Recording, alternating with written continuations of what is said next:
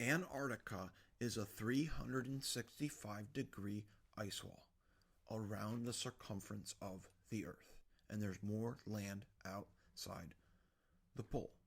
The South Pole is the whole circumference of the Earth. Now, we don't know if it's a circle, we don't know if it's a square, but it's not just south of Argentina.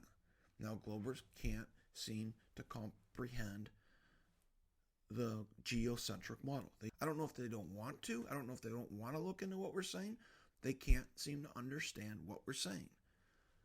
Now, I just had a debate with a guy over the flat Earth and the video of a boat, of a fishing boat that was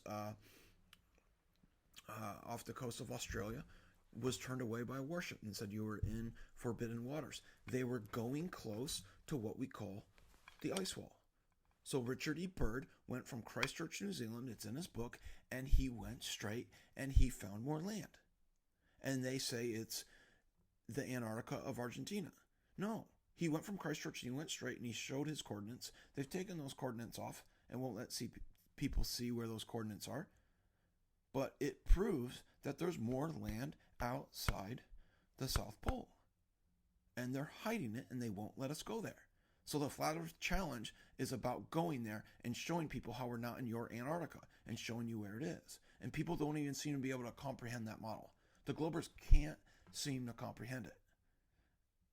I don't understand why you can't wrap your head around the Flat Earth model. I think they're just a bunch of schizophrenics. Now, I'm not saying every Glober is a schizophrenic, but there's a bunch of debunkers and fans of these debunkers who are schizophrenics. They just want to divert reality. They don't want to live in reality. They're video game players and they don't know the difference between reality and their video game. They think that pictures from NASA are real. I brought that up to him. I was like, do you know the difference between your video games and the real world? Because you think those NASA pictures are real.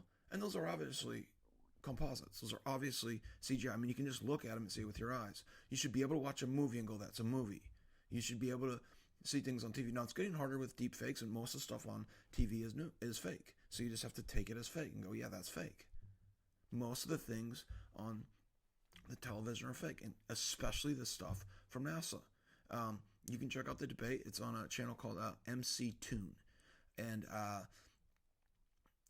I took an issue with him. I gave it to him with both barrels. I went after him fast because he had put on his website that flat earthers are bad people. At the top of the page, it said flat earthers are bad people, and then he had found some pedophiles that were somehow connected to flat Earth, and he associated all flat Earth with pedophilia.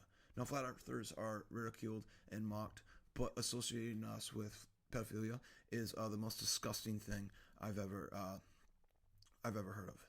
That's disgusting, and I yelled at him for it. And I didn't even want to go on because of it. I mean, that's just ridiculous. You might disagree with us, and we can have a conversation, but you don't even want to look at our model.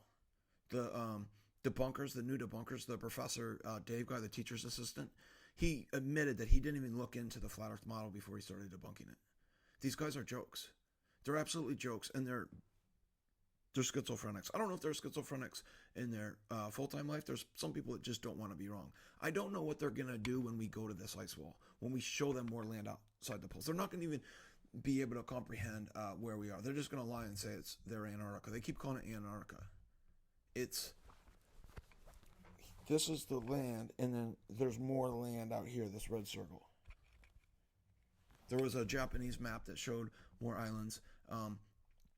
Before the 1500s, there's been a lot of maps of more land. The Amelia Earhart, that's where they think she went, and they found some more pictures of her. They say the instruments stop working. That's what Richard E. Byrd said. When you're outside of it's like a Skynet outside of our stars. His book was called Alone, and he talked about the eternal darkness. He talked about that a lot, and about not having your mind. That was a big theme of his book. So that's what it sounds like. It sounds like you just lose your mind. Some people think there's like a physical barrier, like a dome barrier. I don't. Anytime you look out at the horizon is flat. When you're above or on the Earth, you see flat plains. Just because you look out and think you see a 180-degree vantage point because your eyes are circles, and then you look out, and you're looking up. Some people think they're seeing a curved dome. Some people think it's a dome, but when you're in an airplane and you see a flat horizon, it's flat planes of existence. The mainstream science even admits that their outer space is flat. I mean, space is just nothingness, and outside of the stars, it's just nothingness, and it messes with your mind, I think. And you could maybe, I think Richard Byrd, he talked about going like 4 days back. There was a war back there. They won't, and there's the Antarctic Treaty. They won't let you explore it. So when we say Antarctica, we're talking about the whole. Like, you can go from Africa, you can go from New Zealand, you can go from Australia, you can go from anywhere. You can go from Argentina, but that's the one they know about. That's the one they admit. And then in the North Pole is more land as well, and that you can go from Russia, you can go from Canada, and there's a mountain, magnetic mountain, and there's 4 rivers that go from that magnetic mountain. And they won't let us explore it. Now, I want to go. I want to explore it, or at least get all the flat earthers to try to explore it. And if the government shuts us down, then that shows you that they're prohibiting us from exploring this earth. So come on, let's bring the noise.